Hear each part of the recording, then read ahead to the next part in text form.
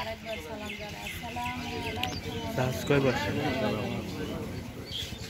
দেখেন আজকে একটা খুবই মহৎ মোবাইলের লাইভ চালু করি মেলা এমপি লাগবে, আমার রনিবাবু যখন হাই স্পিডের এমপি লাগবে। আলহামদুলিল্লাহ আমাকে স্মরণ করে এবং আমিও এই প্রতিষ্ঠানের সময় দেওয়ার জন্য আমিও খুব চেষ্টা করি, যতটুকু পারি চেষ্টা করি। আর আপনাদের দর্শনের দোয়া এবং সবার ভালোবাসায় আমি আল্লাহ তাআলার রহমত। আর একটা জিনিস সবচেয়ে আমার ভালো লাগে যে সবচেয়ে বড় কথা, দুইটা পবিত্র ঈদ আসে, ঈদুল আর ঈদুল আজহা। এই দুইটা ঈদে আমার রনি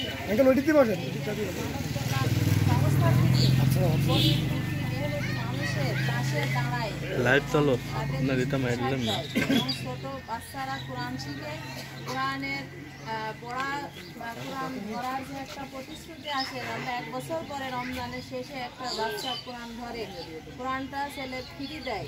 আবার এই কোরআন শিক্ষার মতো প্রোফাইল থেকে নাই। দেখেন আমাদের শিক্ষার কোনো শেষ নেই, কারণ বলে দোলনা থেকে কবর পর্যন্ত শিক্ষার কোনো শেষ নেই। দেখেন হয়তো আমি একটা জিনিস জানি না, কিন্তু আপনারা মুরব্বী অনেকে জানেন, কিংবা দেখা যাচ্ছে আপনারা একটা আয়াত জানেন, একটা কোরআনের অর্থ জানেন, কিন্তু আমি হয়তো জানি না। এই কারণে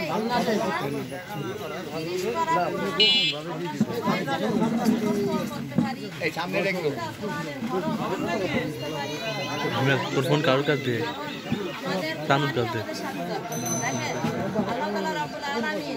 একজন মুসলমান নর এবং নারী একই দায়িত্ব দিচ্ছে, শিক্ষা খরচ।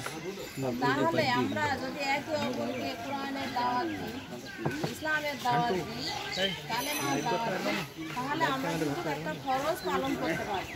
দেখেন মৃত্যুর কোনো গ্যারেন্টি নাই। হয়তো আমি এখানে কথা বলছি, কথা বলার মাঝে আল্লাহ আমার এই নিঃশ্বাসকে দূর করে দিতে পারে, আল্লাহর অসীম ক্ষমতা। তাই আমরা সবাই জানি যে কাল কখন মারা যাব, এখন কখন মারা যাব। কিছু কিছু কথা আছে যে আমার ডান কাঁধে সালাম ফিরানির পরে আমার বাম কাঁধে সালাম ফিরানির কথাও রাসূল পাক সাল্লাল্লাহু আলাইহি ওয়াসাল্লাম বলে দিয়েছে যে এই সময়টুকু আল্লাহ হয়তো না দিতে পারে। তাহলে আমরা এইটুক সময়ের জন্য আমরা আল্লাহর কাছ থেকে সবসময় ক্ষমা প্রার্থনা করবো, সবসময় তওবা কাসিম করবো, সবসময় ভালো কাজের আদেশ দিব, মন্দ কাজের নিষেধ করবো।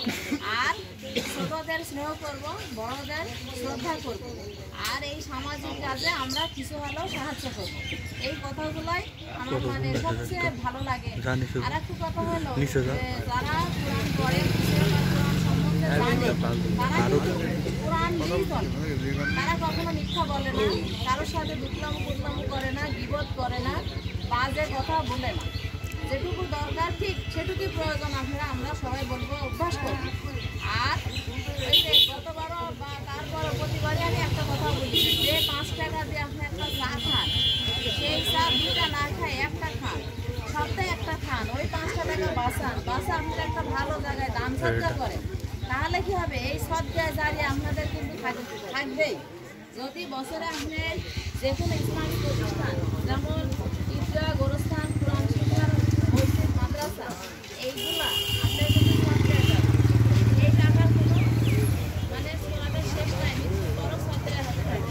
যখন এই যে একটা বাচ্চা এসে কোরআন করবে না, এই কোরআনের ভিতরে যে যার চালানো অংশ আছে, এই ছেলে যতদিন এই কোরআনের আয়াত পড়বে ততদিন তার সব হবে, এবং তার যে অংশ থাকছে কোরআনের ভিতরে, তাদের এই রক্ত থামানো পয়সা দিয়ে যে কোরআন দান করছে, এর ভিতরেও কিন্তু তাদেরও কিন্তু কোরআন থাকতে হবে। আল্লাহ তাআলা নিজেই বলে দিচ্ছে, না আমার কথা।